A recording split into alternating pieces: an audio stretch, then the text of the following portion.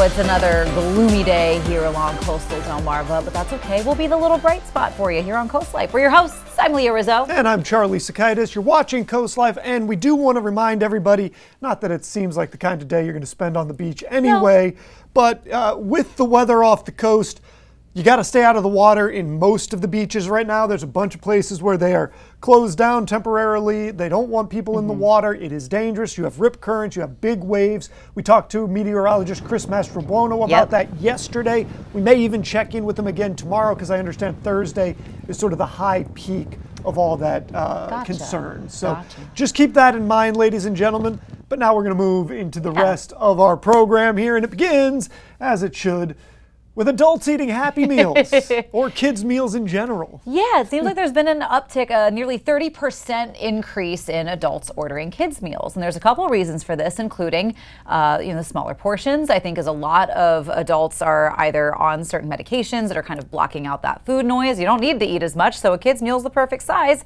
On top of cheaper price. It's a little bit more affordable to go with the kids' meal than it is the full-size meal. So I respect it. You know, it all depends. I think that this has a lot of variables. I do think it's because some people are trying to be healthier, so even when they go out, especially I think more for women, smaller, petite bodies, people, I think that they're trying to eat just, the amount they want. They don't want to be, stuffed, so they're getting the kid-sized meal because that's more about the size they're looking for, health conscious. I also have to think at least some of this is economic. People just trying not to spend as much money and go, you know what, that'll be enough. I'm good. We don't need to go overboard here, and that's just where we are. Is this something you do? We'd love to hear from you if you do. Yeah, I mean, sometimes the kids menu is also just a little bit, it's got good stuff, all right? There's some stuff that you just don't outgrow. Sometimes a cheese quesadilla is all you need. It's exactly what you're looking for. And like a little mac and cheese, like that's all you want. So yeah, I get it. I think I think a lot of it is economical. I think people are trying to save a buck when and where they can. That being said, I don't think restaurants necessarily have to hit the panic button on like, oh my gosh, we're losing money because people are only ordering the kids' meals. But I think if you're still ordering around for the family, like you're still ordering the quantity maybe that it takes, or group of friends. It might shave off $5 total on the bill, but if you're a couple different people there, it's going to be pretty close. Yeah, I think so. And I mean, if you're ordering the Happy Meal too, maybe you get a cool toy. You never know. I know there was an uptick in adults ordering Happy Meals for a while. Are the toys even cool anymore? I don't know. I couldn't tell you. It's been a long time since I ordered a Happy Meal. I want the full burger. Give me the whole thing. Remember when McDonald's used to have the little VHS ones, and like it was literally like a little mini VHS box, and when you opened it, there was a toy of like one of the characters. I remember I had a Bambi one, but I thought like the little miniature VHS was so cute. I do not remember that, but you know what? I'm sure it happened. It did happen. I remember. I was there. But we've talked a lot about AI too on the show, and you've got some thoughts, some theories. You know what? Who knows if this is just smoke or if it's actual fire, but it looks like the AI bubble might be about to pop, and there's a couple different indicators that suggest this. One of the things I've been looking at this week, according to the New York Times, Meta, Facebook, Mark Zuckerberg, all of them, they are downsizing their AI division. Now, why is that important? Well, just a month or two ago, they were offering people as much as $100 million to come over from other companies to join their AI division. So the fact that they're now maybe pumping the brakes after literally just 30, 45 days ago being like, just kidding. How would you like $100 million to come join us? That's important. Meanwhile, Sam Altman, the head of OpenAI, he now says we might be in a bubble on the spending that's been going into AI. So a couple of things to consider here with all of that. One of them is that the tech industry right now, it represents about 34% of the entire S&P 500. It has been one of the things that has been keeping those numbers going in an upward direction. If that all starts to change, that could really impact the way people look at what's happening in the economy. And that's before we look at any of the other indicators that are out there, like people eating Happy Meals. You're right. I know. And sometimes I see like so many videos on TikTok of people doing like, something, they'll phrase it as something just a little more like basic or simple or, cost effective. And the people in the comments are like, recession indicator. And I'm like, but yeah, I do think this is really interesting. I think, obviously so much of it is a follow the money thing. Are we at the point where like, is AI headed towards conscious enough that it doesn't matter if people aren't pumping money into it if it's like, you know what, we have this? I don't think we're there yet. I think that more than anything, I mean, AI is going to keep being a major important For sure. thing. I just think that it looks like it might be the promise on return on your money might be a little oversold at this point.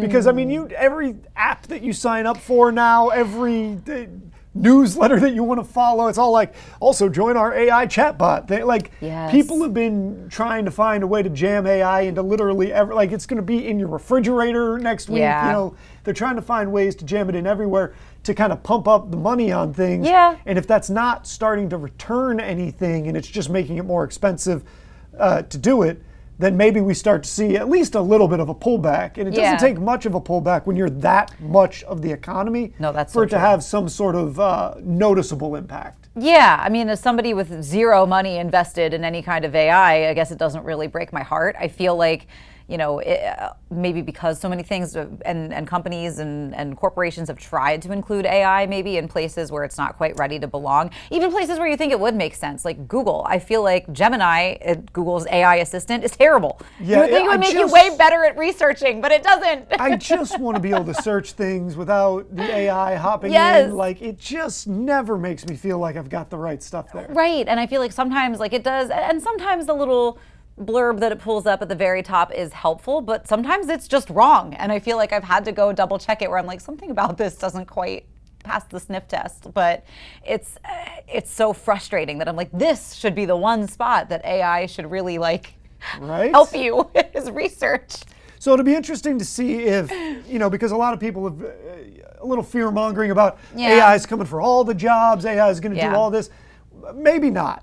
Maybe pump the brakes on that. Like maybe there is sort of a cap at which we're going to hit that takes a little while to get past. And maybe eventually they do, but it does at least seem like some of the leaders in this world, Sam Altman, Mark Zuckerberg, all those people are starting to go like, maybe don't go quite as crazy. Pull back just on the expectations, both for what the tech can do and the expectations on what the return on investment might be. Yeah, I mean, you know, if money is what's going to drive people to maybe like consider something for half a second longer, I'm okay with that. Because I feel like in Jurassic Park, we always ask should, not or if we can, not should we, when it comes to science, technology, all of that. So I feel like maybe now's a good time to say, should we do this? Yeah, we don't necessarily need a park full of dinosaurs that could eat people. Let's maybe again, pump the brakes, maybe slow it down.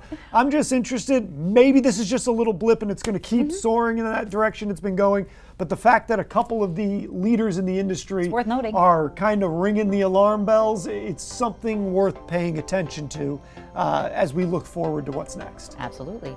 You know what else is next and worth paying attention to? More Coast Life. Let's see what's coming up on the show. Well, for all you Jeep drivers out there, we know it's a way of life, and Jeep Fest is coming to Ocean City. We've got the details.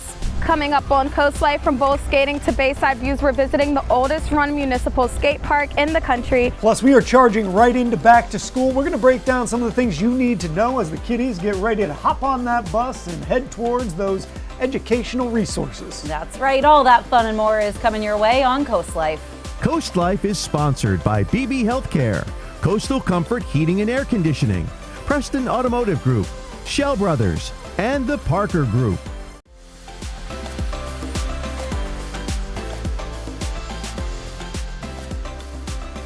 A new school year is just around the corner, and that first week can set the tone for the entire school year. So we're currently here at Georgetown Middle School with 7th grade English and Language Arts teacher, Theresa Tridente. How are you doing? I'm fine, Kendall. Thanks. How are you? We're doing great. So Theresa's going to walk us through a little bit about how to make that transition as smooth and stress-free as possible for families out there. So Theresa, tell us a little bit about what parents can do to prep for that first week.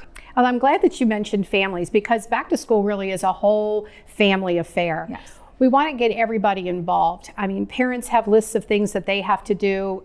Kids are anxious and excited about what's coming, but there are still things to do so that we can be prepared for the new year. Yes. And I think one big idea or message would be to get prepared and organized now. Yeah.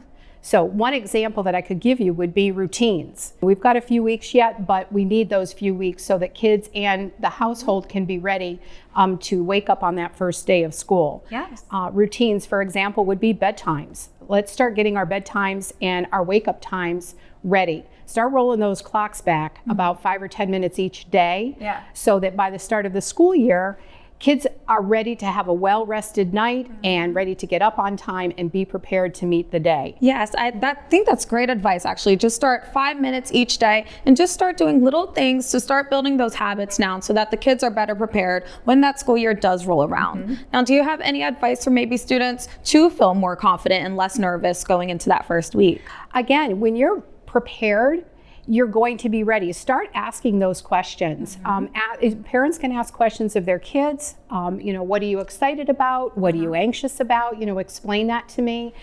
Kids can start making lists of things that they want to do and maybe things that they're a little nervous to do. And that's okay. Being nervous is okay. But if we know what it is, then we're ready to meet the challenges. Definitely, yeah. I think open communication is definitely very important here. And going off of communication, can you tell us a little bit about the importance and the role that the communication between parents, students, and teachers would play? Right from the beginning of the year. I think one piece of advice that I would give is, again, to have that open line of communication with your child. They might not even know exactly what's making them nervous, but the more conversation you have, the more likely they are to just be able to express that. Reach out to your school, reach out to your teachers. I mean, teachers, that's what we're here for, is to really be ready to greet them when they get here from day one. Open houses, back to school night. I can't express enough how much we look forward to that, but we really encourage parents to come and meet with us and share with us who their child is and what they're looking for from this school year. For sure. And I think we were talking a little bit about this earlier too, just when having these conversations with your child too, keep it open-ended, rather than how was your day, you should ask like, oh, what was your favorite part of your day? Absolutely. Instead. Absolutely, Kendall. I mean, as an English teacher, I'm always looking for those open-ended questions. I'm looking for you to explain to me why was this your favorite part of the day? Explain to me, give me an example. And what was your maybe least favorite part of the day, or what was most challenging for you? Why do you think that is? What's one thing you'd like to have happen tomorrow? And have a plan to make it happen. So then can we talk a little bit about maybe what some students might be able to do every night, just working towards and creating a routine and just getting ready for the school year? Having a space set aside that you know where your things are. Your backpack, your Chromebook is charged every night. If you bring a cell phone, all of that is collected in one place the night before, which is going to reduce that whole house stress in the morning, and it more is a grab and go in the morning. You know what you're having for lunch, you know what clothes you're wearing, your backpack, your homework, everything's in one place and ready to get up in the morning and go. Yeah, everybody have all your stuff by the door, everything packed up. That way you're less inclined to forget something on the back end on your way to school. So everything's taken care of that night before and you're all set to go. Charged Chromebooks, bring your charger. Would you have one final word of advice or a piece to give families out there? I think one final piece of advice would to go back to the beginning and think of the idea that back to school is really a whole family affair. We don't want it to be something so overwhelming that it's just not doable. It is doable if you take things in small pieces and be excited for the new year. We have this growth mindset of, this new year, all possibilities are there for you. Reach out and try to make that happen. What is it that you want and how are you going to go about getting that? Yeah, I think that's a great piece of advice. I mean, it's really rolling around sooner than you think, Coast Life, and small steps that you're taking now are going to make a huge difference later on down the line. Well, Theresa, thank you so much for coming on today. I really appreciate it. Oh, Kendall, thank you so much for visiting us here at Georgetown Middle School. Of course, thank you for having me. Yes. Well, as Theresa was saying before, this is a new season, not just for the student, but also for the entire family. I mean, it's the new school year, but it's also just a new beginning as a whole. And you know what else is new? Some Coast Life content. We got some fresh stuff to get to right after this.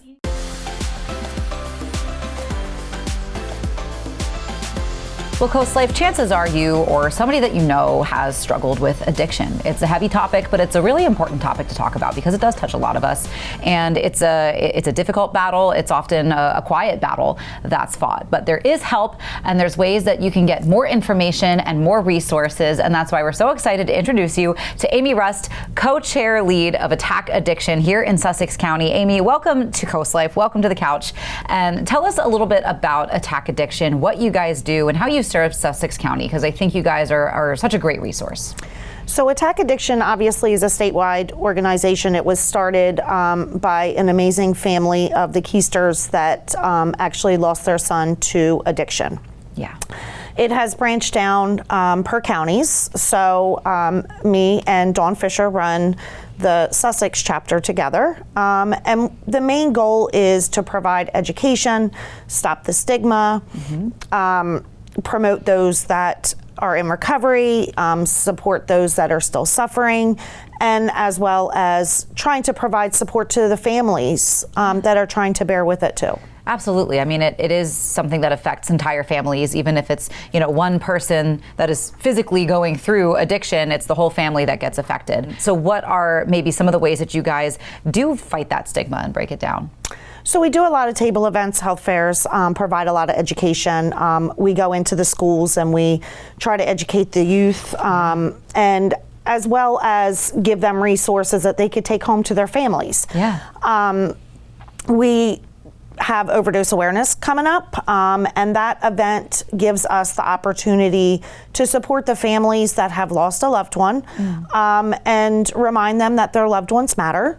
It's not just a number. They were a person. They were somebody's son, mom, dad, daughter. And I think that's important. It helps with their grieving process as well. But the event is also to provide education for those that are still suffering. So a lot of agencies come out and share the services that they offer to the community. Some people might not know where to go or what to do. Yeah. It provides Narcan training, as well as free Narcan to take home. And it's a great event. It's a great event. Yeah, so you said that's coming up. When is that and how can people attend? So it is August 27th at the Georgetown Circle. It is absolutely free. We ask that anybody comes out, share a picture on the website as well. We do have banners. So on our flyer, there is a email address that they can send a picture to, and it will go on our banners and be promoted out there. It is just a great service to be able to remind everybody that it's okay to talk about how your loved one passed away, and it might help the next person.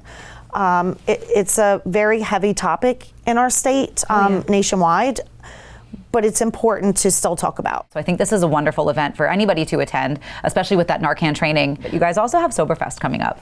Yes. And I think this is another great way to celebrate the victories for those who, every day is a struggle, but they're winning their fight. Yeah, so Soberfest is September 13th at Hudson Fields. It is September's Recovery Month. Yep. So that is, this is our second annual event, and I'm super excited. There's bouncy houses, face painting. We have some amazing bands. We have free resources. Oxford House will be there with a cornhole tournament. Fun. So there's lots of free stuff. Everything, admission is free. All food, drinks, entertainment, everything is free. It is just to come out and celebrate the hard work that people have put into their recovery, and have a unity, provide education, provide support. It is just absolutely all the way around an amazing event. It's a fun day. Yes, I love that because it should be, something that is celebrated. I know for a lot of folks, there's nothing that makes you more excited for somebody than when, they make the really difficult decision to get sober, to fight that fight every single day, because it is a fight every day for a lot of folks, and it's not an easy one. So to celebrate that, to celebrate their victories, and to make it such a fun and free event, I think is great. So give us the when and where one more time, and how people need to just show up. So September 13th, 11 to 3 at Hudson Fields. Everything is free. Come out, have a great time. Understand that it's a good family day. Perfect. Well, Amy, thank you so much for being here. Thank you so much for what you guys are doing in Sussex County as well as statewide. And I know you guys are going to have a great turnout for these upcoming events. I hope so. I know you will. Coming up on Coast Life, though, Charlie and I have some more yapping to do. We're going to be talking about colloquialisms, things that we say here on coastal Delmarva, things that people say nationwide. We're going to have a little fun with that when we come back.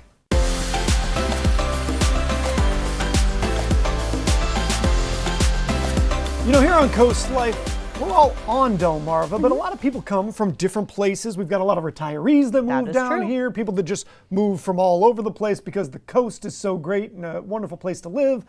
But that creates sort of a mix of people that have different terms and different colloquialisms and things that they say. And sometimes, you know, one person will say something to another and that person's like, that's not what we call it here. Yeah, and as somebody who has lived in Delaware, like I've lived in Delaware my whole life, and so there's definitely some things where like I've said something and people are like, "What?" And I'm like, "What do you mean what? That's what it is." And people are like, "No," and I'm like, "Oh," and it was very jarring when that happened for the first time because I was like, "No, everybody knows," because I just hadn't met a whole lot of people far out of the state. And we started talking about colloquialisms because we also started talking about really like the Mandela effect, when like you think something is true and then you look it up later and it's not. And this happened to me years ago with water ice. And I was like, I would have sworn on my life that Rita's Italian ice was called Rita's water ice, and I would have been wrong. Definitely 100%. Would not have made true. it out of that conversation because it's been Rita's Italian ice apparently my whole life. But water ice is like, I guess, a Delaware into Philly thing. Yeah, it's not a term I had heard till I lived here. Yeah. So it's not the way I would have said it. Yeah. And I've lived in a number of You've places. lived around, right? I've been around. So we want to go through a couple of the different versions, though. So we've got this one off the top. Water I think ice. that makes a ton of sense. Obviously, down here, we call it the coast. If you go up to Jersey, they call it the shore. If you mix those two things up, people will get very perturbed. If you said you were going to Rehoboth Beach and you called it the shore, there would be fights. The fisticuffs would ensue because people would be like, it's the beach, not the shore. Here's one my wife introduced me to in Wisconsin. Now, I've always said, 6 of one, half dozen of the other. In Wisconsin, her family all says horse apiece, which I guess means the same thing. Does it? I've never she heard said that that. to me one day, and I was like, "Excuse me, what now? Well, you're gonna into my good ear because that doesn't make any sense to me." Other things in different places, up in Maine, they use the term wicked a lot. I used to go to a place where you could get the wicked good T-shirt and the wicked good hamburger. In Alaska, we called the continental United States the lower 48. I mean, I guess it's sort of like how in, we always called slower lower or lower slower down here. Soda's a big one. You got soda, pop, Coke. I've never said pop in my life, and I feel like it would sound so unnatural coming out of my mouth. If I was like, can I get a pop, please? I would be like, I typically say soda, but I've gone with pop plenty of times in my life. Yeah, way more. Unless I'm getting an actual Coca-Cola, I never say Coke. And I know there's entire regions where that's just soda. The stand-in for soda. This was a good one because Kendall Gordon, our field correspondent, we were talking about sandwiches, and you've got hoagies, subs, heroes, and then specifically a Philly term apparently. Looked this up, is Zepp. I had also never heard Zepp, and I mean, I've spent time in and around Philly. I love Philly. Never heard that one, and I mean, she said too, like Norristown, PA, as well. So that one's a hyper specific one. And I was trying to think, like other things did pop into my brain of like Delaware staples, like Scrapple is one that you find like into Lancaster maybe, but I've met lots of people that are like, what is Scrapple? And then it's hard. I'd never heard of it. And it's hard to describe it because like when you describe it, it also doesn't sound appetizing, but you're like, no, I promise, I swear it's good. I swear it's good. Yeah, and I mean, it's so fascinating to me. I mean, I love this kind of stuff, words, linguistics, even just sort of like why certain areas have certain foods and culture. And I think because we had a lot of that sort of Dutch, Polish settlers, like pierogies or something that not everybody's had. And I was like, that's crazy. Yeah, because they're great. Because they're amazing. Here's one more that I've learned on my travels. This is more Midwest related, but in Minnesota, they don't play duck, duck, goose. They play duck, duck, gray duck. And if you look at a map of the country, it's the only literally state that just does it that way. Minnesota. Like everywhere else does duck, duck, goose. That's Minnesota, so they do duck, duck, funny. gray duck, and you know. I would mix it up right. I'd be like, Grey Goose. That's a different game. That's a different game. Duck, duck, Grey Goose is the college version. Yeah, duck, duck, Grey duck does not roll off the tongue. It's not as easy to say. But so we do want to hear from you guys. Are there any terms that you use that you've found other people just didn't know what you were talking about, or terms from maybe your childhood if you were from somewhere else that you brought with you? We want to get a nice running list here of the different colloquialisms that just they don't necessarily cross regions all the time. Well, we'll go ahead and give you a second to do that. Chime into the conversation. We always love hearing from you because it's your show too. But coming up on Coast Life this weekend, Jeep Fest is headed to town. Coming up next, we're headed to Ocean City to talk about it.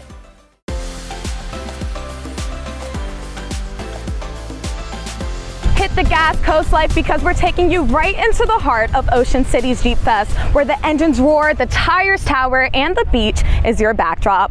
Whether you're here for the custom builds, the muddy adventures, or just here to soak in that Jeep culture, buckle in, Coast Life, because we're in for a ride. I'm here with Creative Director Brad Hoffman. Brad, how are you doing today? Good, great to see you. We're down here on the beach for Ocean City Jeep Fest. Oh my gosh, I'm so excited. Coast Life, you may not know this, but the Jeep is my absolute dream car. I'll throw up a picture right now. She's in her dream car. Kid. I'm literally in my dream car. I manifested this, so I'm so excited.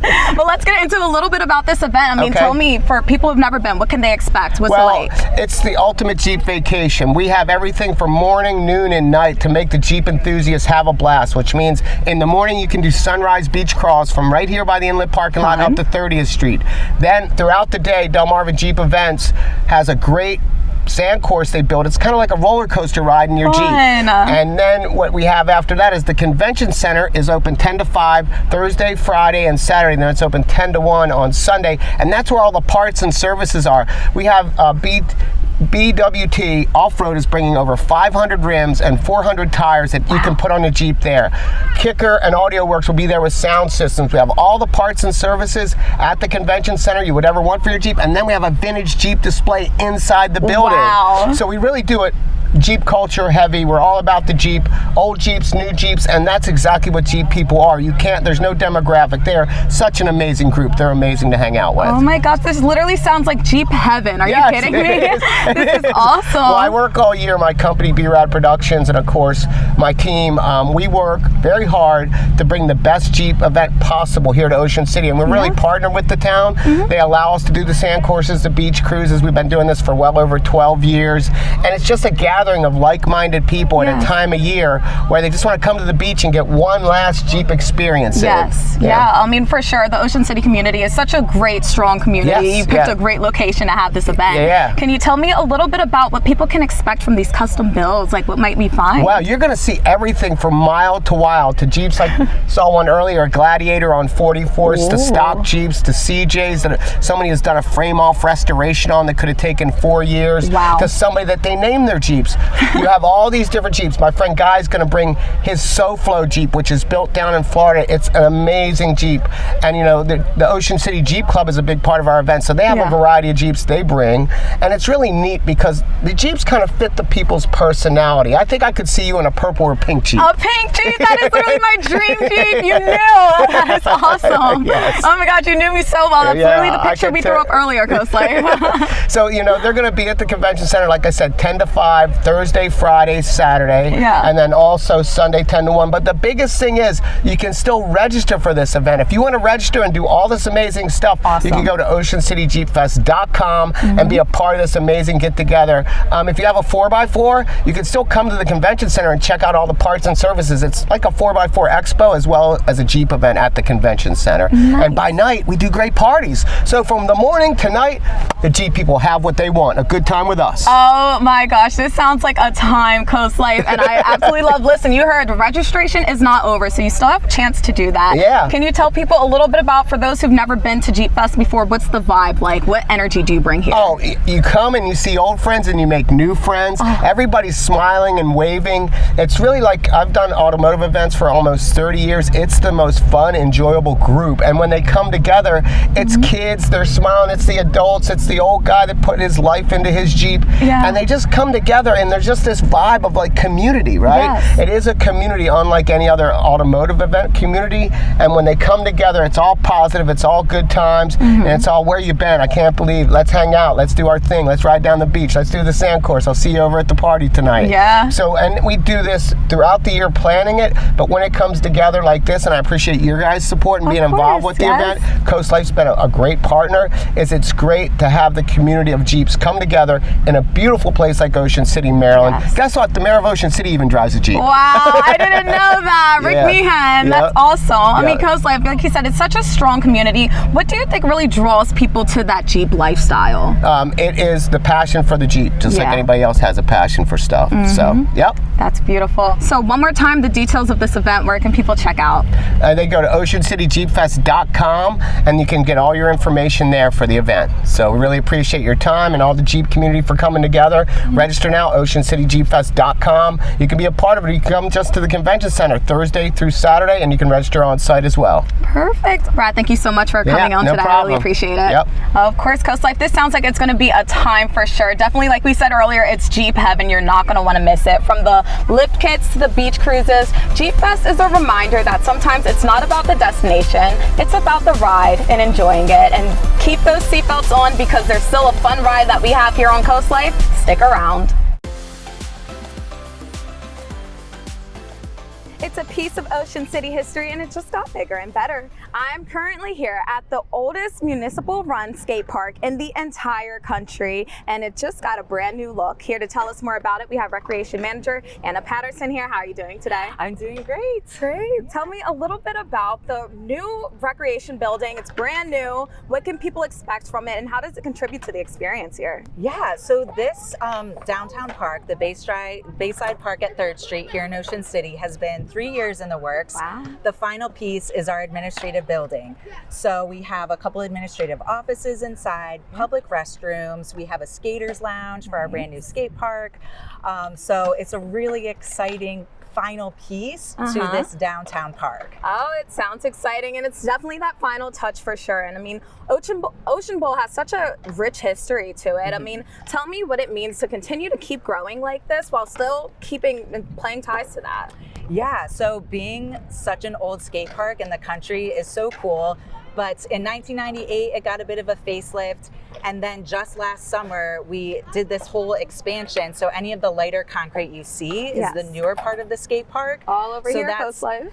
Additional 11,000 square feet. And what's really exciting is we've taken this park from being one that you had to drop in on all of the different elements to now beginners can skate straight into the park. Nice. So it's a little bit more beginner friendly, a little bit more user friendly for all of those ability levels.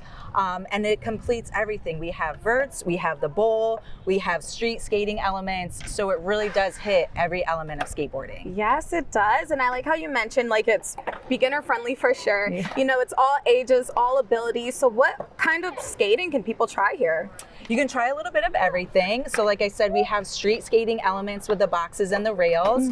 We have our vert ramps. We have a mini vert ramp, and we have a really big vert ramp over there. So those really advanced skaters to people just trying it out for the first time. We got a little bit of it all. Yes, that's awesome. So how did the community respond to this brand new building? Everyone's really excited. It's been very well received, which is awesome, because we know that the skate community is very tight knit. Yes. And so we want to do what we can to support that community while also making sure it's, you know, within code, within town policy, all of that. But it's really exciting. I mean, I think our staff are thrilled to have office space that they can work in and out of.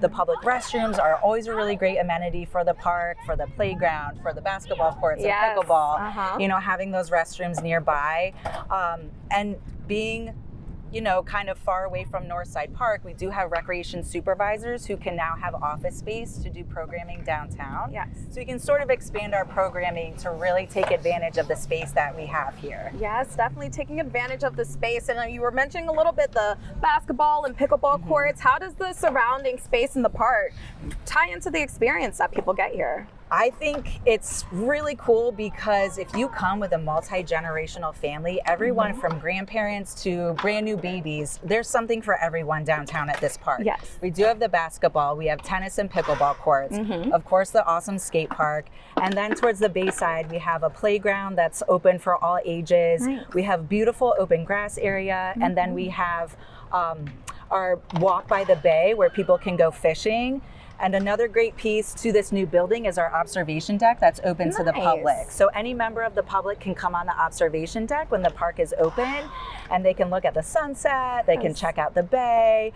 When the White Marlin Open is happening, they can watch the boats roll in and out. So, Awesome. yeah. Nice front row seats to Absolutely. all the action. So yeah, how do people go about showing up here? I mean, is it free? Is there passes that people can purchase? Yeah, so you can find the most accurate information on oceanbowl.com because depending on the time of year, our hours do differ.